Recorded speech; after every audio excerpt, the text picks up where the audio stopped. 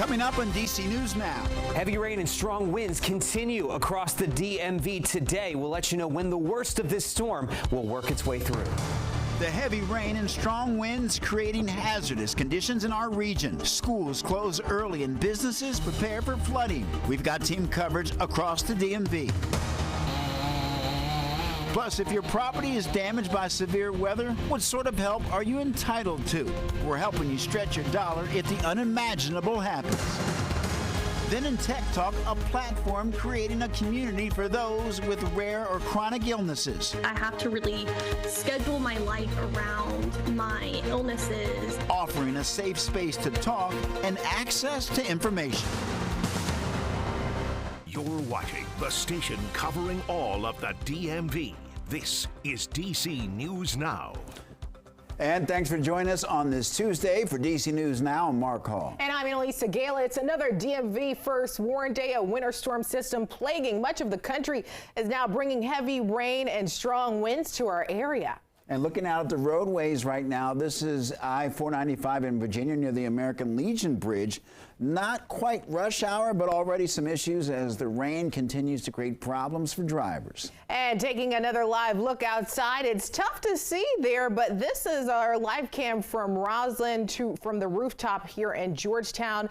And you can see there the conditions are definitely tough. And we have team coverage around the DMV this afternoon. Randy Bass is on the roads in Montgomery County, and Leonard and Fleming is here in the district. But we start with Chief Meteorologist Janessa Webb now. Janessa, several serious warnings. We're already starting to see some concerning areas. Yeah, such a very complex storm system that we are talking about. Look how far it stretches from Florida all the way up to Maine. So millions of people have lost power already across the continental U.S. I mean, 2/3 are dealing with some kind of winter weather alert. I want to show you some things that are happening closer to home. Let's go in and show you flash flood warnings that are now currently in place out towards the Culpeper area and Fauquier County. Rappahannock, you're involved as well, along with Warren. And so that's going to stay in place until 11:45. So you just have this push of moisture that's going to continue across this area. Front Royal, you're just outside of that zone.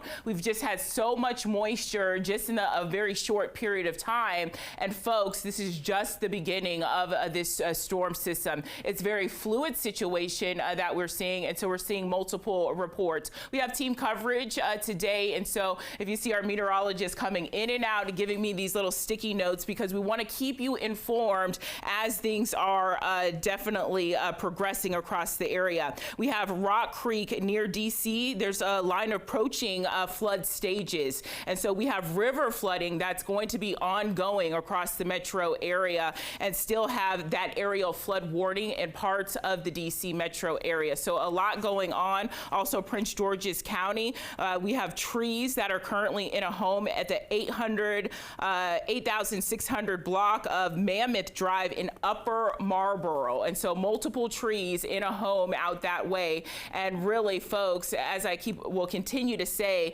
around 7, 8, 9 o'clock, that's where we're going to see really the biggest damage with this storm system. So unfortunately, it's impacting a ton of areas already. So aerial flood warning, it is in place for Montgomery County, DC metro area, down towards Prince William County, Prince George's County. You're not involved just yet, but we're expecting the expansion of this storm system to really be impactful across your region as well. Some of these low-lying areas of the DMV very easily prone to flooding, and so that's what we'll continue to see for at least the next 6 hours. Our weather team is also tracking now widespread power outages that are already coming in, and folks, I'm still forecasting potential up to 60-mile-per-hour wind gusts, and people are already starting to lose power across the Ruston area into Centralville. You make your way down towards Stafford into the Frederick area, about 1,000 customers currently without power. 200 customers showers out towards Prince George's County. And so with the influence of this storm system, that is definitely going to continue. If you see ponding on roadways, turn around, don't drown. We'll continue to say that because this is a good amount of rain that we are going to continue to watch make its way across our area, with a straight line wind damage going to be the biggest issue around 8 o'clock tonight. Annalise and Mark, we have many updates with watches, warnings, advisories that are currently in place. Meteorologist Damon Matson, he'll handle that side, but I know you guys want to get out to the streets because that's where the focal point is really with this coverage. For sure. Thanks so much, Janessa. And of course, with all of this rain and chance for flooding, we're keeping a close eye on those roads, as Janessa said. Yeah, and you heard that Janessa just a few moments ago say that this system is really going to hit this evening. Let's get out to our Randy Bass, who's driving around in Montgomery County. She's joining us live. Randy, how's it looking? Yeah, Mark, Annalisa, right now we are live along Maryland Route 355, passing by Medical Center and NIH right now as the busy evening commute gets underway on a very, very nasty Tuesday afternoon, giving you a live look at what things look like right now. Here's what we're seeing here along Rockville Pike right now. Roads are slippery, that heavy rain making it hard to see at times. Make sure you give yourself plenty of time to get where you're going.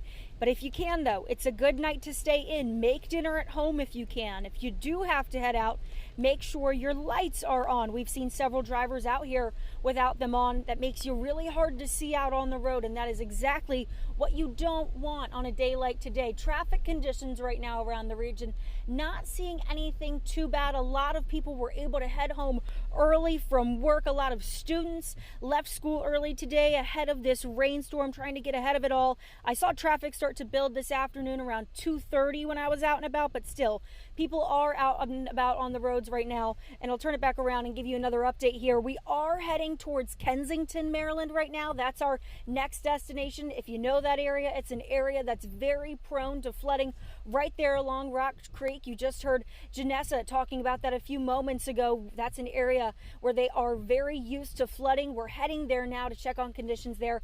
But for now, I'll send it back to you guys inside.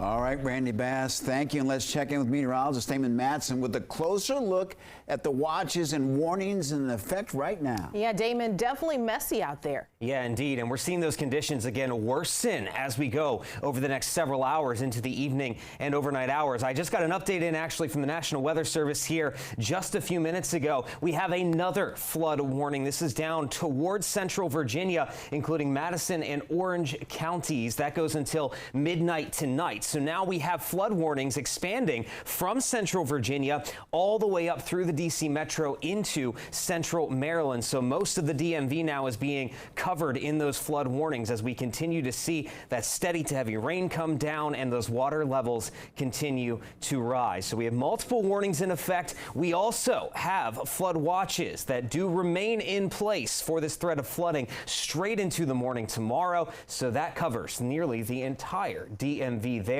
We also, along coastal locations with this heavy rain coming down, a strong bit of wind pushing water on shore from the Chesapeake Bay and the tidal Potomac. We could see coastal flooding in parts of southern Maryland, D.C., over into northern Virginia as well. That will cause multiple problems. And I just mentioned that wind. There we have it. We have wind advisories stretching across the DMV in the lighter brown. And then where I have that orange color there, high wind warnings in effect for D.C., I-95 and southern Maryland, as we could see wind gusts later this evening up to 55, if not 60 miles per hour. And that is easily going to be enough to blow down trees and power lines, causing power outages. So we have a lot to cover. We'll continue to give you the latest throughout the evening here. Stick with us. We'll have more updates coming soon.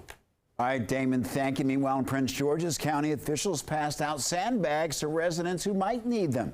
People were able to pick them up at 3 different locations throughout the county. Nearly 15,000 bags were available. The department says that they will offer them from 8 a.m. to 3 p.m. until Thursday, January 11th.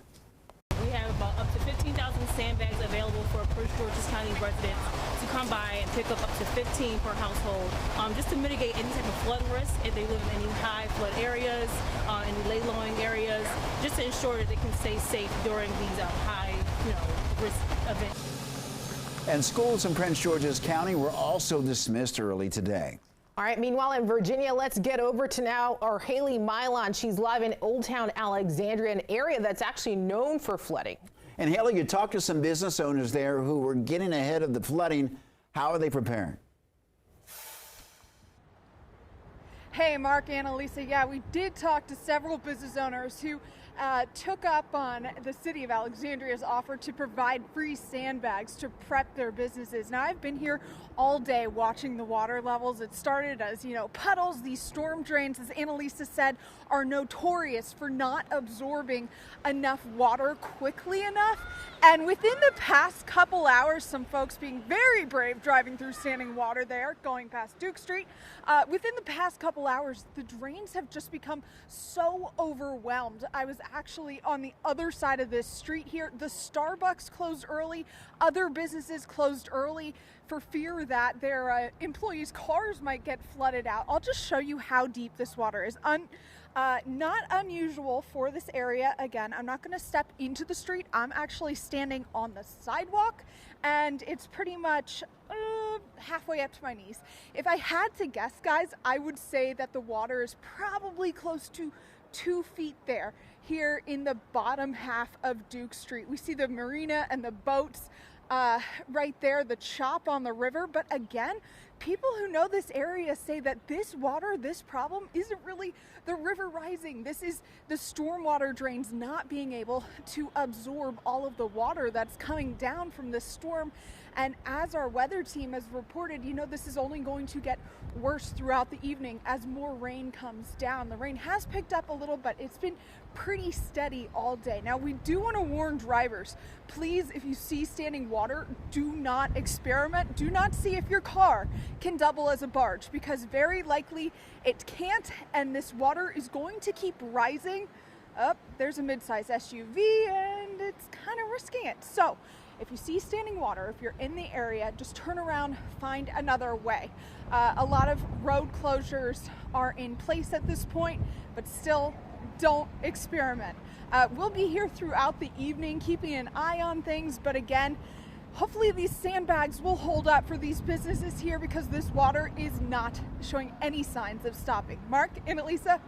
Yeah, Haley, that's a tough one. Please be safe out there. Also, the constant stream of rain has caused changes in the nation's capital, with parents picking up their kids from school early due to this forecast. Our Leonard N. Fleming has been all around the city today. He's joining us live from Southeast Washington, another area known for flooding in the DMV. Leonard, what are you seeing so far?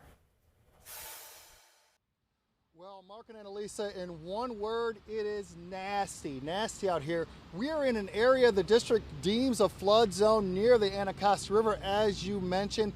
And take a look here. There's water already gathering here in this area, in this corner here, where people say is a normal occurrence when you get this much rain. From under bridges to drain holes, the rain in the nation's capital has been steady, and people have been forced to walk around in it to go about their normal routine. Streets are already starting to show signs of flooding, and some businesses are prepping and preparing to keep water out with sandbags and other barriers. Asia West picked up her daughter Aaliyah from school early because of the rainfall. I'm concerned, and then, with the flooding, it makes it difficult on the cars too, and it messes up traffic, so it makes everything a little inconvenient, especially today. We had to come early to get the kids, so you see what it's looking like now. It's already starting. It's cold, it's wet. I just hope everything is okay and we can get home before the traffic gets too bad. And at this point, there's no sign of this rain letting up at all, and this is what worries people in this area where it generally tends to flood, because we're in a flood zone. Reporting in Southeast DC, Leonard N. Fleming, DC News Now, back to you. All right, Leonard, thank you. Please be safe out there. So plenty of news ahead here on DC News Now at 4. Yeah, especially on this DMV First Warn Day, Mark.